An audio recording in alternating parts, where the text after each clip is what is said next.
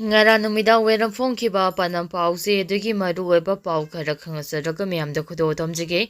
point ahum da lenga ka yanaba purakpadagi FNCC gi khongjang handokhrei lenga ka yanakhiba maruoiba point sing Tiger Road Jarman Road sembada lengang na ayaba pikhiba leite yangsilaga action lawragani su agreement designated camp singi matangda naga singna chingnari bo wafam state lenga ka center ga kupna khanaragani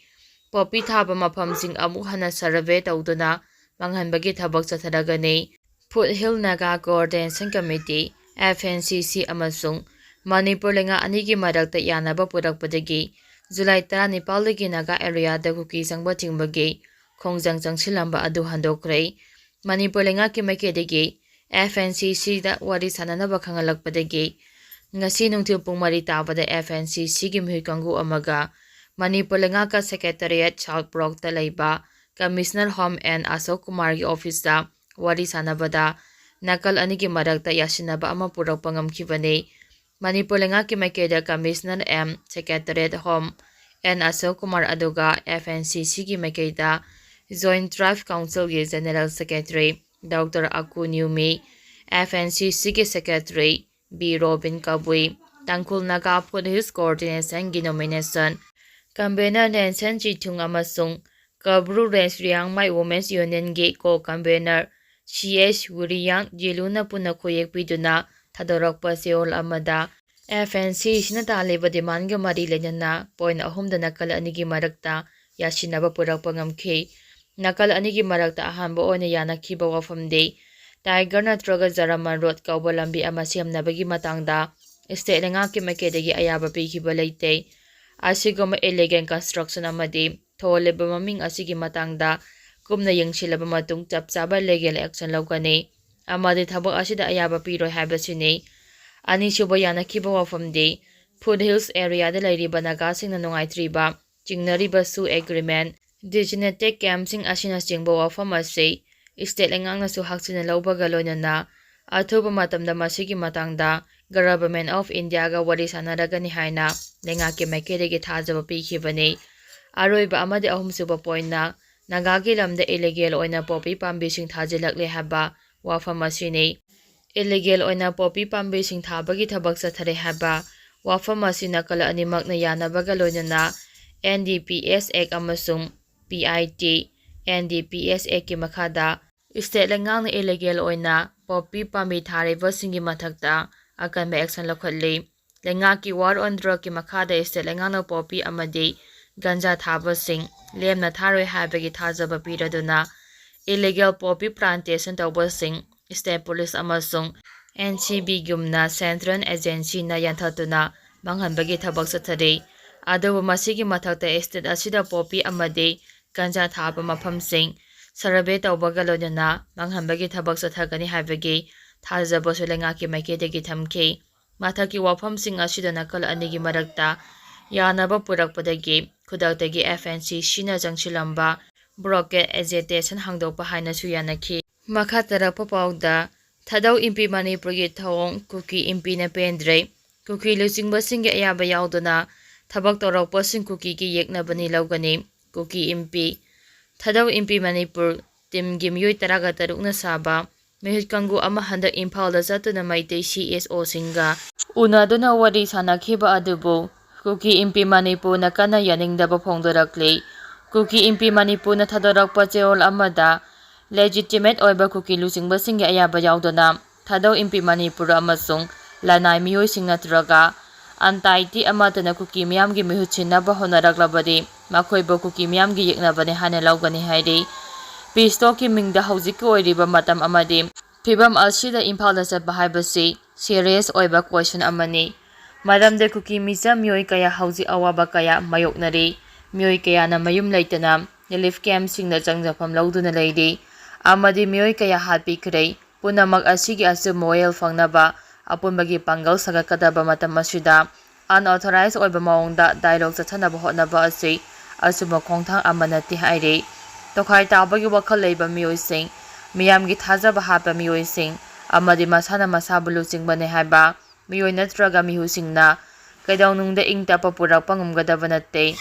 ꯀꯝꯃꯨꯅꯤꯇꯤꯅ ꯌꯥꯕ ꯃꯤꯑꯣꯏꯁꯤꯡꯅ ꯃꯤꯍꯨꯠ ꯑꯃ ꯑꯣꯏꯗꯨꯅ ꯋꯥꯔꯤ ꯁꯥꯅꯔꯕ ꯃꯇꯝꯗ ꯀꯨꯀꯤ ꯃꯤꯌꯥꯝꯅ ꯃꯥꯌꯣꯛꯅꯔꯤꯕ ꯑꯋꯥꯕ ꯑꯁꯤ ꯀꯣꯛꯄ ꯉꯝꯒꯗꯕꯅꯤ꯫ ꯃꯔꯝ ꯑꯁꯤꯅ ꯑꯁꯦꯡꯕ ꯀꯨꯀꯤ ꯃꯤꯌꯥꯝꯒꯤ ꯚꯣꯏꯁ ꯈꯛꯇꯃꯛ ꯇꯥꯕꯤꯌꯨ, ꯀꯝꯃꯨꯅꯤꯇꯤꯒꯤ ꯗꯤꯃꯥꯟꯕꯨ ꯅꯩꯊꯩꯗꯨꯅ ꯄꯨꯅꯕ ꯍꯣꯠꯅꯕꯁꯤꯡꯒꯤ ꯋꯥ ꯇꯥꯕꯤꯒꯅꯨ ꯍꯥꯏꯅꯁꯨ ꯀꯨꯀꯤ ꯏꯝꯄꯤ ꯃꯅꯤꯄꯨꯔꯅ ꯃꯈꯥ ꯇꯥꯅ ꯐꯣꯡꯗꯣꯔꯛꯂꯤ꯫ ꯃꯈꯥ ꯇꯥꯔꯛꯄ ꯄꯥꯎꯗ ꯃ꯭ꯌꯥꯟꯃꯥꯔꯒꯤ ꯄꯥꯟꯗꯥꯗ ꯑꯀꯟꯕ ꯂꯥꯟ ꯁꯣꯛꯅꯔꯤ, ꯅꯥꯀꯜ ꯑꯅꯤꯃꯛꯇ ꯑꯁꯣꯛ-ꯑꯄꯟ ꯀꯌꯥ ꯌꯥꯎꯅꯔꯦ꯫ ꯆꯠꯂꯤꯕ ꯊꯥ ꯑꯁꯤꯒꯤ 6ꯇꯒꯤ ꯍꯧꯔꯒ ꯃ꯭ꯌꯥꯟꯃꯥꯔꯒꯤ ꯇꯨꯃꯨ ꯗꯤꯁꯇ꯭ꯔꯤꯛꯀꯤ ꯃꯅꯨꯡꯆꯟꯅ ꯂꯩꯕ ꯄꯥꯟꯗꯥꯗ ꯖꯨꯟꯇꯥ ꯂꯩꯉꯥꯛꯀꯤ ꯃꯥꯌꯣꯛꯇ ꯂꯥꯜ ꯍꯧꯔꯤꯕ ꯄꯤꯗꯤꯑꯦꯐꯀꯤ ꯖꯨꯟꯇꯥꯒꯤ ꯑꯄꯨꯟꯕ ꯔꯦꯖꯤꯁꯇꯦꯟꯁ ꯐꯣꯔꯁꯀ ꯑꯀꯟꯕ ꯃꯑꯣꯡꯗ ꯅꯣꯡꯃꯩ ꯀꯥꯞꯅꯗꯨꯅ ꯈꯨꯠ ꯊꯣꯛꯅꯔꯤ꯫ ꯈꯨꯠ ꯊꯣꯛꯅꯕꯒꯤ ꯊꯧꯗꯣꯛ ꯑꯗꯨꯗ ꯄꯤꯗꯤꯑꯦꯐꯀꯤ ꯃꯥꯏꯀꯩꯗ ꯑꯁꯤ-ꯑꯅꯥ, ꯑꯁꯣꯛ-ꯑꯄꯟ ꯀꯌꯥ ꯌꯥꯎꯕꯇ ꯅꯠꯇꯅ ꯃ꯭ꯌꯥꯟꯃꯥꯔ ꯖꯨꯟꯇꯥꯒꯤ ꯔꯦꯖꯤꯁꯇꯦꯟꯁ ꯐꯣꯔꯁꯀ ꯄꯨꯟꯅ ꯆꯠꯃꯤꯟꯅꯔꯤꯕ ꯀꯥꯡꯕꯨꯗꯁꯨ ꯑꯁꯣꯛ-ꯑꯄꯟ ꯈꯔꯗꯤ ꯌꯥꯎꯔꯦ ꯍꯥꯏꯅ ꯄ꯭ꯔꯦꯁꯅ ꯐꯪꯕ ꯄꯥꯎꯒꯤ ꯁꯣꯔꯁ ꯑꯃꯅ ꯐꯣꯡꯗꯣꯔꯛꯂꯤ꯫ ꯁꯣꯔꯁ ꯑꯁꯤꯅ ꯃꯈꯥ ꯇꯥꯔꯗꯨꯅ ꯍꯥꯏ ꯅꯨꯃꯤꯠ ꯍꯨꯝꯅꯤ ꯆꯨꯞꯅ ꯆꯠꯊꯔꯛꯂꯤꯕ ꯑꯀꯟꯕ ꯂꯥꯟꯐꯝ ꯑꯗꯨꯗ ꯄꯤꯗꯤꯑꯦꯐꯀꯤ ꯃꯥꯏꯀꯩꯗꯒꯤ ꯑꯆꯧꯕ ꯗ꯭ꯔꯣꯟ ꯕꯣꯝ ꯁꯤꯖꯤꯟꯅꯕꯒ ꯂꯣꯏꯅꯅ ꯄꯤꯗꯤꯑꯦꯐꯅ ꯗ꯭ꯔꯣꯟ ꯕꯣꯝꯕꯤꯡ ꯀꯌꯥ ꯑꯃꯁꯨ ꯆꯠꯊꯔꯛꯂꯤ ꯍꯥꯏꯔꯤ꯫ ꯄꯤꯗꯤꯑꯦꯐꯀꯤ ꯑꯗꯨꯒꯨꯝꯂꯕ ꯂꯥꯂꯣꯡ ꯑꯗꯨꯗ ꯔꯦꯖꯤꯁꯇꯦꯟꯁ ꯐꯣꯔꯁꯀꯤ ꯃꯥꯏꯀꯩꯗꯒꯤꯁꯨ ꯑꯍꯦꯟꯕ ꯐꯣꯔꯁ ꯀꯌꯥ ꯑꯃ ꯊꯥꯖꯤꯟꯗꯨꯅ ꯂꯥꯟꯊꯦꯡꯅꯕꯒ ꯂꯣꯏꯅꯅ ꯏꯌꯥꯔ ꯁꯇ꯭ꯔꯥꯏꯛꯁꯨ ꯆꯠꯊꯔꯤ ꯍꯥꯏꯔꯤ꯫ ꯃꯈꯥ ꯇꯥꯔꯛꯄ ꯄꯥꯎꯗ ꯊꯥꯗꯧ ꯏꯝꯄꯤꯗ ꯋꯥꯔꯤ ꯁꯥꯅꯈꯤꯕ ꯃꯩꯇꯩ ꯑꯦꯂꯥꯏꯌꯦꯟꯁꯅ ꯊꯥꯒꯠꯂꯛꯂꯤ, ꯀꯨꯀꯤ ꯏꯝꯄꯤꯅ ꯁꯤꯙꯔꯛꯂꯤ꯫ ꯃꯅꯤꯄꯨꯔꯗ ꯊꯣꯛꯂꯤꯕ ꯏꯔꯥꯡ ꯑꯁꯤꯒꯤ ꯃꯅꯨꯡꯗ ꯌꯥꯝꯅ ꯁꯤꯡꯊꯥꯅꯤꯡꯉꯥꯏ ꯑꯣꯏꯕ ꯃꯑꯣꯡꯗ ꯊꯥ ꯑꯁꯤꯒꯤ 6ꯇ ꯏꯝꯐꯥꯜꯗ ꯊꯥꯗꯧ ꯏꯝꯄꯤ ꯃꯅꯤꯄꯨꯔꯒꯤ ꯃꯤꯍꯨꯠꯁꯤꯡꯒ ꯂꯝꯗꯝ ꯑꯁꯤꯒꯤ ꯁꯤ.ꯑꯦꯁ.ꯑꯣꯁꯤꯡꯒ ꯋꯥꯔꯤ ꯁꯥꯅꯈꯤꯕ ꯑꯗꯨ ꯃꯩꯇꯩ ꯑꯦꯂꯥꯏꯌꯦꯟꯁꯅ ꯑꯐꯕ ꯈꯣꯡꯊꯥꯡꯅꯤ ꯍꯥꯏꯅ ꯊꯥꯒꯠꯂꯛꯂꯤ ꯑꯗꯨꯕꯨ ꯀꯨꯀꯤ ꯏꯝꯄꯤ ꯃꯅꯤꯄꯨꯔꯅ ꯋꯥꯔꯤ ꯁꯥꯅꯈꯤꯕ ꯑꯗꯨꯕꯨ ꯁꯤꯙꯔꯛꯂꯤ꯫ ꯃꯩꯇꯩ ꯑꯦꯂꯥꯏꯌꯦꯟꯁꯅ ꯊꯥꯗꯣꯔꯛꯄ ꯆꯦꯔꯣꯜ ꯑꯃꯗ ꯃꯅꯤꯄꯨꯔꯗ 2026ꯒꯤ ꯃꯦ 3ꯗꯒꯤ ꯍꯧꯗꯨꯅ ꯊꯣꯛꯂꯤꯕ ꯍꯤꯡꯁꯥ ꯌꯥꯎꯕ ꯏꯔꯥꯡ ꯑꯁꯤꯕꯨ ꯂꯣꯏꯁꯤꯟꯗꯨꯅ ꯅꯦꯅ ꯇꯥꯕ ꯐꯤꯚꯝ ꯑꯃꯗ ꯄꯨꯔꯛꯅꯕꯒꯤꯗꯃꯛ ꯊꯥ ꯑꯁꯤꯒꯤ 6ꯇ ꯏꯝꯐꯥꯜꯗ ꯋꯥꯔꯤ ꯁꯥꯅꯈꯤꯕ ꯑꯁꯤ ꯌꯥꯝꯅ ꯐꯕ ꯈꯣꯡꯊꯥꯡꯅꯤ ꯍꯥꯏꯔꯛꯂꯤ꯫ ꯈꯣꯡꯊꯥꯡ ꯑꯁꯤꯅ ꯃꯅꯤꯄꯨꯔꯒꯤ ꯑꯄꯨꯟꯕꯒꯤ ꯁꯛꯇꯝ ꯃꯄꯨꯡ ꯐꯥꯅ ꯉꯥꯛꯄꯗ ꯑꯆꯧꯕ ꯃꯇꯦꯡ ꯑꯣꯏꯔꯒꯅꯤ ꯍꯥꯏꯕ ꯋꯥꯐꯝ ꯊꯝꯂꯗꯨꯅ ꯂꯝꯗꯝ ꯑꯁꯤꯒꯤ ꯇꯥꯡꯂꯕ ꯀꯜꯆꯔꯁꯤꯡ ꯃꯄꯨꯡ ꯐꯥꯅ ꯉꯥꯛꯇꯨꯅ ꯊꯝꯕ ꯌꯥꯎꯅ ꯑꯥꯏꯗꯤꯌꯥ ꯑꯣꯐ ꯃꯅꯤꯄꯨꯔ ꯉꯥꯛꯄ ꯉꯝꯂꯒꯅꯤ ꯑꯃꯗꯤ ꯄꯨꯟꯅ ꯍꯤꯡꯃꯤꯟꯅꯕꯒꯤ ꯋꯥꯈꯜꯂꯣꯟ ꯃꯄꯨꯡ ꯐꯥꯅ ꯁꯥꯒꯠꯄ ꯉꯝꯂꯒꯅꯤ ꯍꯥꯏꯔꯛꯂꯤ꯫ ꯃꯅꯤꯄꯨꯔꯒꯤ ꯏꯟꯇꯤꯒ꯭ꯔꯤꯇꯤ ꯉꯥꯛꯄ, national register of citizen (NRC) update ꯇꯧꯕ ꯑꯃꯗꯤ ꯁꯤꯇꯤꯖꯟꯁꯤꯡꯒꯤ ꯐꯪꯐꯝ ꯊꯣꯛꯄ ꯍꯛꯁꯤꯡ ꯃꯄꯨꯡ ꯐꯥꯅ ꯐꯪꯍꯟꯅꯕ ꯆꯪꯁꯤꯟꯕ ꯈꯣꯡꯊꯥꯡꯗ ꯑꯦꯂꯥꯏꯌꯦꯟꯁ ꯑꯁꯤꯅ ꯃꯄꯨꯡ ꯐꯥꯅ ꯁꯧꯒꯠꯀꯅꯤ ꯍꯥꯏꯕ ꯋꯥꯐꯝ ꯊꯝꯂꯗꯨꯅ ꯁꯁꯄꯦꯟꯁꯟ ꯑꯣꯐ ꯑꯣꯄꯔꯦꯁꯟ ꯁꯨꯗ ꯂꯩꯕ KNO ꯑꯃꯗꯤ UPFꯅ ꯄꯤꯔꯛꯂꯤꯕ ꯆꯩꯊꯦꯡ ꯁꯨꯒꯤ ꯃꯇꯝ ꯁꯥꯡꯗꯣꯛꯇꯅꯕ ꯊꯥꯗꯧ ꯏꯝꯄꯤꯅ ꯊꯥꯡꯖꯤꯜꯂꯛꯄ ꯈꯣꯡꯊꯥꯡꯗ ꯑꯦꯂꯥꯏꯌꯦꯟꯁ ꯑꯁꯤꯅ ꯁꯧꯒꯠꯂꯤ ꯍꯥꯏꯕ ꯋꯥꯐꯝ ꯊꯝꯂꯛꯂꯤ꯫ ꯁꯦꯗ꯭ꯌꯨꯜ ꯇ꯭ꯔꯥꯏꯕꯀꯤ ꯂꯤꯁꯇꯒꯤ ꯑꯦꯅꯤ ꯀꯨꯀꯤ ꯇ꯭ꯔꯥꯏꯕ ꯂꯧꯊꯣꯛꯄ, ꯃꯅꯤꯄꯨꯔꯕꯨ ꯗ꯭ꯔꯒ ꯐ꯭ꯔꯤ ꯑꯣꯏꯍꯟꯕ ꯑꯃꯗꯤ ꯂꯥꯟꯖꯦꯟꯅꯔꯤꯕꯁꯤꯡꯕꯨ ꯃꯁꯥ ꯃꯁꯥꯒꯤ ꯃꯔꯝꯗ ꯍꯟꯖꯤꯜꯍꯟꯅꯕꯒꯤ ꯃꯇꯥꯡꯗ ꯂꯧꯈꯠꯂꯛꯄ ꯈꯣꯡꯊꯥꯡꯁꯤꯡ ꯁꯧꯒꯠꯀꯅꯤ ꯍꯥꯏꯕ ꯋꯥꯐꯝꯁꯨ ꯆꯦꯔꯣꯜ ꯑꯁꯤꯅ ꯐꯣꯡꯗꯣꯔꯛꯂꯤ꯫ ꯑꯇꯣꯞꯄ ꯄꯥꯎ ꯑꯃꯗ ꯊꯥ ꯑꯁꯤꯒꯤ 6ꯇ ꯏꯝꯐꯥꯜꯗ ꯋꯥꯔꯤ ꯁꯥꯅꯈꯤꯕ ꯑꯗꯨꯗ ꯌꯥꯎꯈꯤꯕ ꯊꯥꯗꯧ ꯏꯝꯄꯤꯒꯤ ꯃꯤꯍꯨꯠꯁꯤꯡ ꯃꯁꯥꯅ ꯃꯁꯥꯕꯨ ꯀꯨꯀꯤ ꯅꯠꯇꯦ ꯍꯥꯏꯅ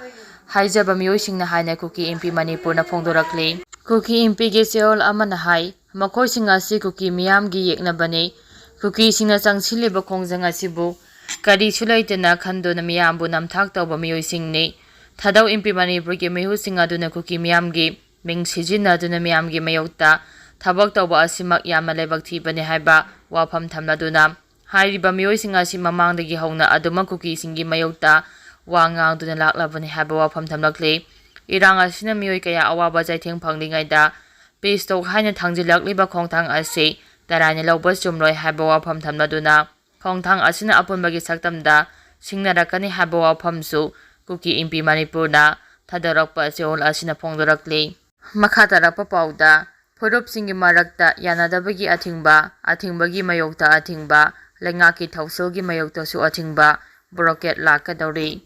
ꯐ꯭ꯔꯤ ꯃꯨꯚꯃꯦꯟꯠ ꯔꯤꯖꯤꯝ ꯑꯃꯗꯤ ꯕꯣꯔꯗꯔ ꯐꯦꯟꯁꯤꯡꯒꯤ ꯃꯥꯌꯣꯛꯇ ꯑꯅꯧꯕ ꯕ꯭ꯂꯣꯀꯦꯠ ꯑꯃ ꯑꯃꯨꯛ ꯂꯥꯛꯂꯕ ꯌꯥꯅ ꯂꯩꯔꯦ ꯍꯥꯏꯅ ꯄꯥꯎꯒꯤ ꯂꯩꯈꯣꯜꯁꯤꯡꯅ ꯐꯣꯡꯗꯣꯔꯛꯂꯤ꯫ ꯑꯣꯐꯤꯁꯤꯌꯦꯜ ꯑꯣꯏꯕ ꯄꯥꯎꯒꯤ ꯂꯩꯈꯣꯜꯁꯤꯡꯅ ꯍꯥꯏ ꯐ꯭ꯔꯤ ꯃꯨꯚꯃꯦꯟꯠ ꯔꯤꯖꯤꯝ (FMR) ꯂꯧꯊꯣꯛꯅꯕ ꯑꯃꯁꯨꯡ ꯕꯣꯔꯗꯔ ꯐꯦꯟꯁꯤꯡ ꯈꯥꯕ ꯂꯦꯞꯍꯟꯅꯕ ꯗꯤꯃꯥꯟꯗ ꯇꯧꯔꯅ ꯌꯨꯅꯥꯏꯇꯦꯗ ꯅꯥꯒꯥ ꯀꯥꯎꯟꯁꯤꯜ (UNC)ꯅ ꯏꯟꯗꯤꯌꯥ ꯒꯚꯔꯟꯃꯦꯟꯠꯗ ꯄꯤꯈꯤꯕ ꯑꯜꯇꯤꯃꯦꯇꯝꯒꯤ ꯃꯇꯝ ꯂꯣꯏꯁꯤꯜꯂꯛꯄꯒ ꯂꯣꯏꯅꯅ UNCꯒꯤ ꯄ꯭ꯔꯦꯁꯤꯗꯦꯟꯁꯤꯌꯦꯜ ꯀꯥꯎꯟꯁꯤꯜꯒꯤ ꯃꯤꯐꯝ ꯑꯣꯒꯁ꯭ꯠ 19ꯗ ꯄꯥꯡꯊꯣꯛꯂꯒꯅꯤ꯫ UNCꯒꯤ ꯖꯦꯅꯔꯦꯜ ꯁꯦꯀ꯭ꯔꯦꯇꯔꯤ ꯕꯔꯩꯌꯣꯠ ꯁꯪꯁꯛꯅ ꯈꯨꯌꯦꯛ ꯄꯤꯗꯨꯅ ꯀꯧꯈꯤꯕ ꯏꯃꯥꯔꯖꯦꯟꯁꯤ ꯃꯤꯇꯤꯡ ꯑꯗꯨꯗ ꯄꯜꯂꯤꯕ ꯋꯥꯐꯝꯗꯤ ꯅꯥꯒꯥ CSOꯁꯤꯡꯅ ꯏꯟꯗꯤꯌꯥ ꯒꯚꯔꯟꯃꯦꯟꯠꯗ ꯄꯤꯈꯤꯕ FMR ꯃꯨꯠꯊꯠꯄ ꯑꯃꯁꯨꯡ ꯉꯝꯈꯩ ꯁꯃꯨꯜ ꯈꯥꯕꯒꯤ ꯃꯥꯌꯣꯛꯇ ꯊꯥꯈꯤꯕ ꯑꯜꯇꯤꯃꯦꯇꯝꯒꯤ ꯃꯇꯝ ꯑꯣꯒꯁ꯭ꯠ 12ꯗ ꯂꯣꯏꯔꯒꯅꯤ꯫ ꯄꯥꯡꯊꯣꯛꯀꯗꯧꯔꯤꯕ ꯏꯃꯥꯔꯖꯦꯟꯁꯤ ꯄ꯭ꯔꯦꯁꯤꯗꯦꯟꯁꯤꯌꯦꯜ ꯀꯥꯎꯟꯁꯤꯜꯒꯤ ꯃꯤꯐꯝ ꯑꯁꯤ